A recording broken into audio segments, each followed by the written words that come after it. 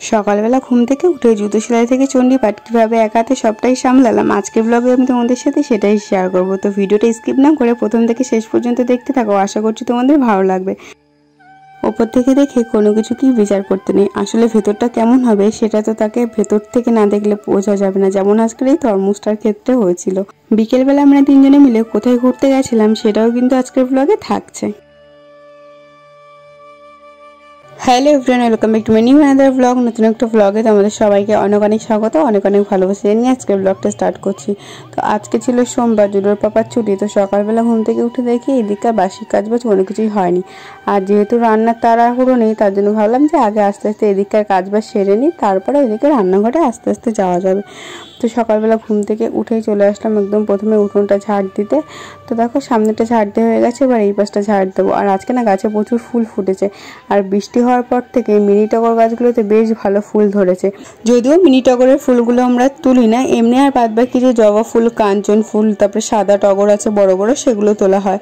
তো যাই হোক, এইদিকে কথা বলতে বলতে দেখো আমার উঠোনটা ঝাড় দেওয়া হয়ে গেছে। আর এবার কাজ হচ্ছে দৌড় ধোয়ানো, যেটা প্রত্যেক দিনই করা হয়, বেশিরভাগ দিন আমি করি না, বাবা করে। তো যাই হোক, এই যে আজকে করছি, যেহেতু আজকে কেউ ওঠেনি এখনও, আমিও বেশ অনেকটাই দেরি করে উঠেছিলাম। কালকের ওয়েদারটা একটু ভালো ছিল, তার জন্য সবাই একটু ডিপলি ঘুমিয়ে পড়েছে।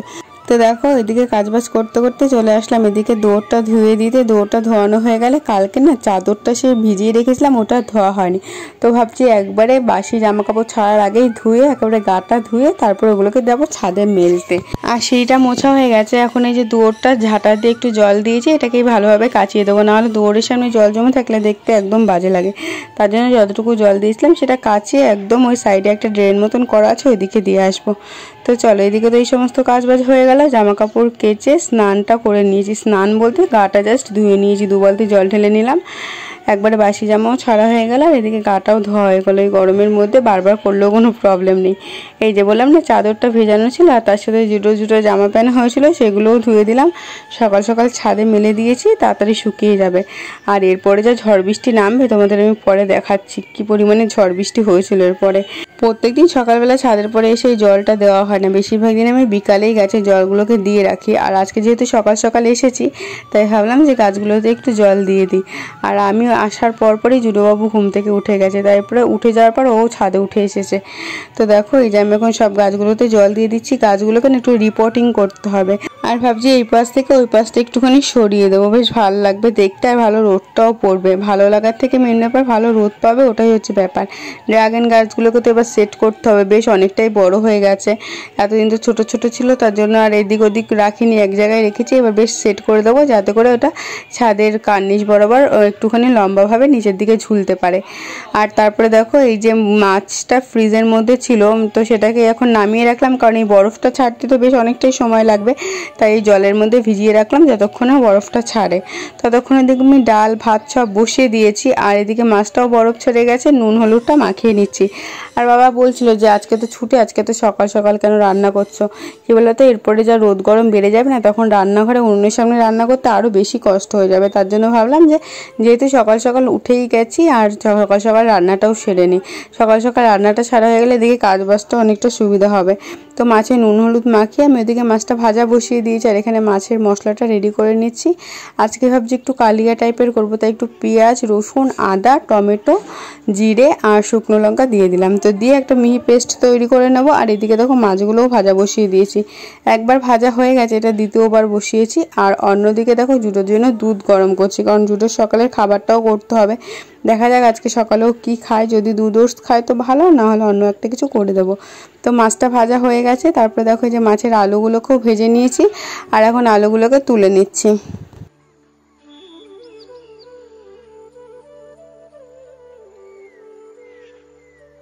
আর ওই তেলের মধ্যে একটুখানি জিরে, তেজপাতা আর একটা শুকনো লঙ্কা ফোড়ন দিয়ে দিয়েছিলাম। আর তারপরে যে মশলাটা করে রেখেছিলাম সেই মশলাটা দিয়ে দিলাম।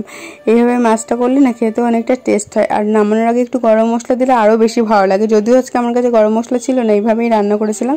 তো দেখো মশলাটা দেওয়ার পর নুন, হলুদ আর সামান্য একটুখানি চিনি দিয়ে দেবো, দিয়ে এটাকে খুব ভালোভাবে কষিয়ে নিতে হবে। মশলাটা কষানো হয়ে যাওয়ার পর দেখো আলুগুলোকে আমি দিয়ে দিচ্ছি। আলুগুলো দিয়ে একটুখানি নাড়াচাড়া করে নিচ্ছি, যাতে করে মশলার সাথে আলুটা ভালোভাবে মিশে যায়। আর তারপরেই পরিমাণ মতো জল দিয়ে দেবো, আর ঝোলটা ফুটে উঠলে মাছটা দিয়ে দেবো। তাহলেই আমার মাছের কালিয়া একেবারে রেডি হয়ে যাবে। আর এদিকে এটা হতে হতে অন্যদিকে আমি ডালটাও করে নিয়েছিলাম। আর যেহেতু আজকে সকালবেলা সেরকম রান্নার কিছু নেই, ডাল, মাছের ঝোল আর একটা ভাজা করেছিলাম। আর ওইদিকে জুড়োর জন্য আবার ডিম সিদ্ধ বসিয়ে দিয়েছি। তো চলো, মাছের ঝোলটা তো আমার মোটামুটি রেডি হয়ে গেছে। আর জুড়ো বললো যে আজকে দুধ ওটসই খাবে, তাই ওর জন্য এই যে ওটসটা জাল দিতে বসিয়েছি। এটা হয়ে গেলে ওকে খাইয়ে দেবো। এদিকে জুড়োকে খাইয়ে দাইয়ে চলে এসেছি আবার রান্নাঘরে। এই মশলার কোটোগুলোকে আবার মুছে মুছে জায়গা মতন রেখে দিচ্ছি। রান্না বান্না তো কমপ্লিট হয়ে গেছে। আর কি কি রান্না করলাম সেটা আমি তোমাদের একটু পরেই দেখাচ্ছি। আর এদিকে দেখো, এই তেলের কোটো, শুকনো লঙ্কার কোটো সব কিছু একটা একটা করে মুছে আবার জায়গা মতন রেখে দিতে হবে। ছুটি থাকলেও একটা দরকারের জন্য জুডোর পাপাকে আজকে যেতে হয়েছিল একটু হাবড়াতে। তো সেই সকালে গেছে আর 1টা-1:30টার দিকে এসেছে। তো যাই হোক, ও সকালবেলা ছাতু গুলে খেয়ে গেছে। বললো যে আজকে ছাতুর শরবত খাবো, একদম পাতলা করে ছাতুর শরবত খেয়ে গেছে। আরও কি কি দিয়েছিল, বেশ লঙ্কা, পেঁয়াজ, লেবু টেবু। তো আমি ওইভাবে কখনো খাই না। আর তারপরে দেখো সকালে কি খাবো স্মুদিটাও আজকে আর করা হয়নি। তো ভাবলাম একটা রুটি করে নিই, কারণ ফ্রিজে কয়েকদিন ধরে এসে আমার আগের দিন বানানো চিলি চিকেনটা রয়েছে। তো ওটাকেই ভাবছি আজকে ফিনিশ করবো, না হলে বেশ 2-3 দিন হয়ে গেল, এরপর আর খেতেই পারবো না।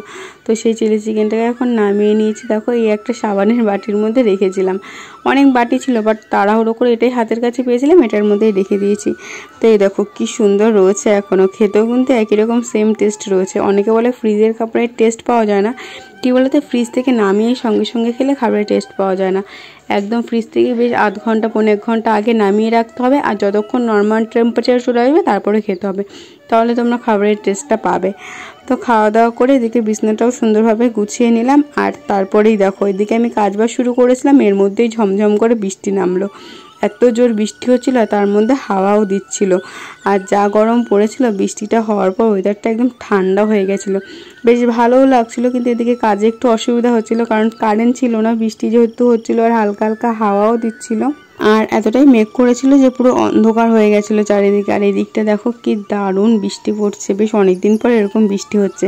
আর যখনই হাওয়াটা দিয়েছিল ওই টাইমে আমি ঘর দুয়ার ঝাড় দিচ্ছিলাম। আর ওই যে ধুলোটা উড়ে এসে জুডোর মুখে লাগলো, আর ওই যে কাশি শুরু হলো, সেই কাশতে কাশতে ছেলে আবার বমিও করে দিল।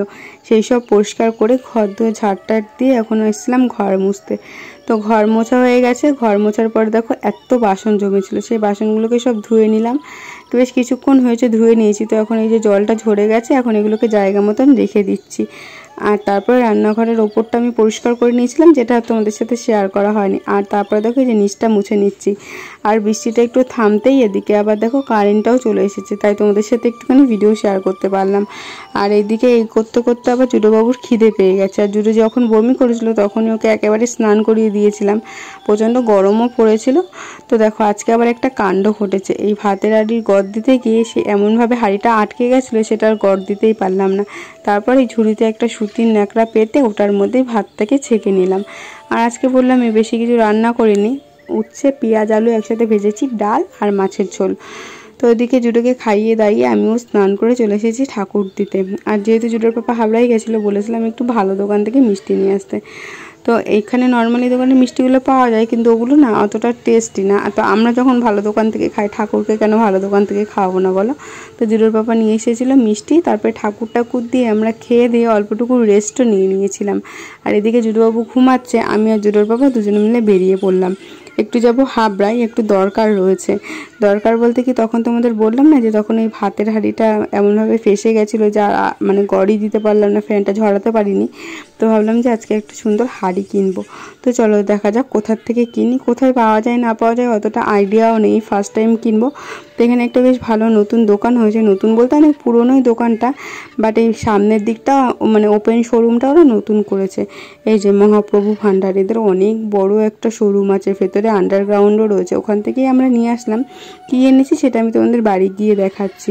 তো এটা হচ্ছে সামনের ফ্রন্টটা, যেটা হচ্ছে বলতো কোথায়, একদম যে ফ্যাশন জোনটা, ফ্যাশন জোনের পাশে ওখানেই রয়েছে মহাপ্রভু ভান্ডার। অনেক জিনিসপত্র রয়েছে, ভেতরে গিয়ে দেখেছিলাম, তাই তোমাদেরও একটু দেখালাম। এই দেখো ফ্যাশন জোনের একদম পাশে।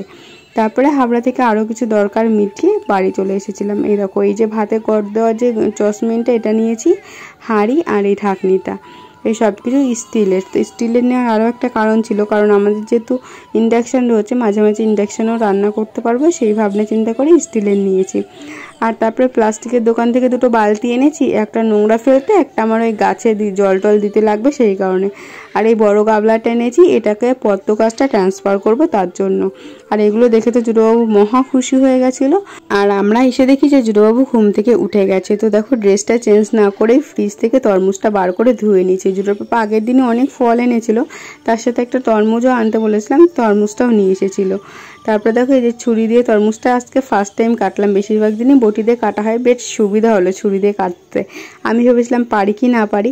আর তরমুজটার কালারটা না খুব একটা লাল হয়নি, একটু ফ্যাকাশে ফ্যাকাশে ছিল। তো আমি ভেবেছিলাম মিষ্টি হবে কি হবে না, বাট এত মিষ্টি ছিল তার জন্যই বলে ওপর থেকে দেখে কোনো কিছু বিচার করতে নেই, ভেতরটা তো ভালো হতেও পারে বলো। তো যাই হোক এটা হচ্ছে আমার কথা, একটু মজা করে বললাম। তো তরমুজটা দেখে মনে হচ্ছিলো না তাই মিষ্টি হবে, বাট খেতে অসাধারণ ছিল। তারপরে তরমুজ কেটে সবাইকে খেতে টেতে দিলাম, নিজেও এক টুকরো খেলাম। খেয়ে দিয়ে আমরা আবার বেরিয়ে পড়লাম। যেহেতু আমি আর জুডোর পাপা দুজনে গেছিলাম আর জুডোকে নিয়ে বেরোনো হয়নি, তার জন্য আজকে আমরা ভাবলাম একটু আমাদের এই বিলের দিকটা থেকে ঘুরে আসব। আর বৃষ্টি হওয়ার পর চারিদিকের পরিবেশটা একদম সবুজ হয়ে গেছে। তো চলো এই যে চলে এসেছি বিলের রাস্তায়। তো এখানটায় দেখো কি সুন্দর পাট ক্ষেত রয়েছে। আর এই পাশটায় না যে গাঁদা ফুলের বাগান করেছিল জানতামই না, এখন ফুল অল্প অল্প আছে। যদি আগে জানতাম না এসে কয়েকটা ফটো ক্লিক করা যেত, যদি অনেক ফুল থাকতো।